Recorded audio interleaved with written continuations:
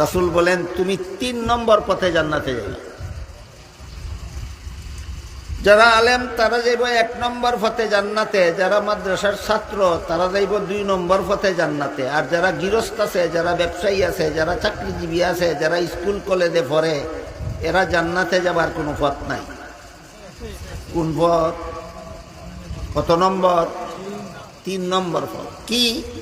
আলেমরা যেগুলিকে হারাম বলেন আমি এগুলি করব না, আলেমরা যে কাজগুলিকে ফরজ ওয়াজিব বলেন আমি এগুলি করব। এটা আপনাদের সকলের জন্য জান্নাতে যাওয়ার 3 নম্বর পথ। আপনারা কি 1 নম্বর পথে জান্নাতি হইলেন, না 2 নম্বর পথে, না 3 নম্বর পথে?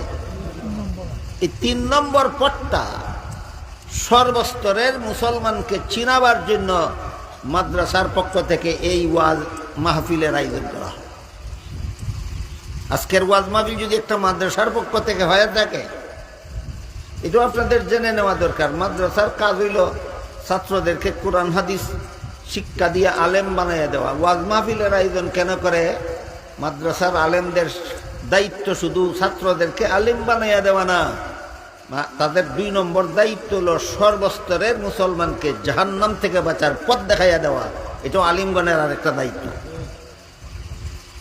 যারা মাদ্রাসায় ভর্তি হয় এদেরকে কোরআন হাদিস শিক্ষা দিয়ে আলেম বানাইয়া দেওয়া, এটা আলেমদের 1 নম্বর দায়িত্ব। আলেমদের 2 নম্বর দায়িত্ব যারা মাদ্রাসার ছাত্র না, যারা জীবনভর গৃহস্থী করে, জীবনভর ব্যবসা করে, জীবনভর চাকরি করে, জীবনভর সংসারের ঝামেলা নিয়ে ব্যস্ত থাকে, কেউ স্কুলের পড়া নিয়ে, কেউ কলেজের পড়া নিয়ে, কেউ ভার্সিটির পড়া নিয়ে ব্যস্ত থাকে, আপনাদের বিবেক কি বলে? এরা জাহান্নামে যাক না বাসুক? পথ দেখাইব কে? দায়িত্ব আলেমদের। এদের সর্বস্তরের মুসলমানকে জাহান্নাম থেকে বাঁচার পথ দেখাবে কে? দায়িত্ব আলেমগণের। এই দায়িত্বটা পালন করার জন্য আলেমগণ এই সভার আয়োজন করে।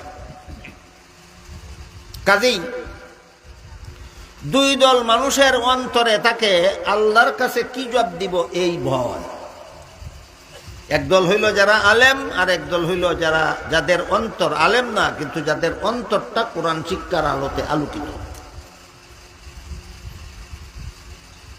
এই রকম কোরআন শিক্ষায় শিক্ষিত অথবা কোরআন শিক্ষার আলোতে যাদের অন্তর আলোকিত, এরা মূর্খ হইলেও, অশিক্ষিত হইলেও এদের দ্বারা কোনো রকমের অপকর্ম, দুষ্কৃতি, তাদের দ্বারা কোনো রকমের দুর্নীতি, জালিয়াতির আশঙ্কা সমাজে থাকে না।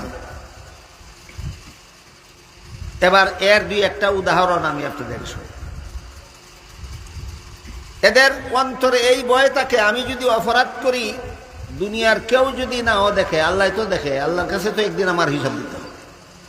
দুনিয়ার কেউ যদি না দেখে, একা একা নির্জনে, যেখানে দুনিয়ার কোনো মানুষ নাই, সেখানে যদি আমি কোনো গুনার কাজ করি, আল্লাহ জিজ্ঞাসা করবেন কিনা একদিন গুনার কাজ কেন করছিলাম? আল্লাহ জানলেন কেমনে আমি গুনার কাজ করছিলাম? তখন তো কেউ দেখছে না। বলেন তো আল্লাহ জানলেন কেমনে? দুনিয়ার কেউ না দেখলেও আল্লাহ দেখে। দুনিয়ার কেউ না দেখলেও, এই বিশ্বাস আসেনি আমরা? এই মর্মে আল্লাহ কোরআনে বলেন, আলাম ইয়া আলাম বিআন্নাল্লাহ ইয়ারা।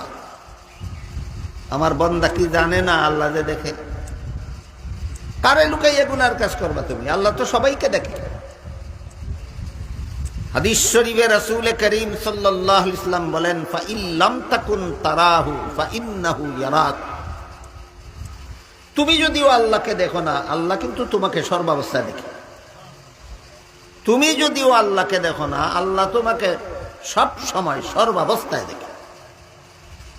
কাজেই দুনিয়ার কোনো মানুষে দেখে না এমন গোপন জায়গায় যদি গুনাহ করো, আল্লাহ তো দেখে, আল্লাহর কাছে কি জবাব দেবে?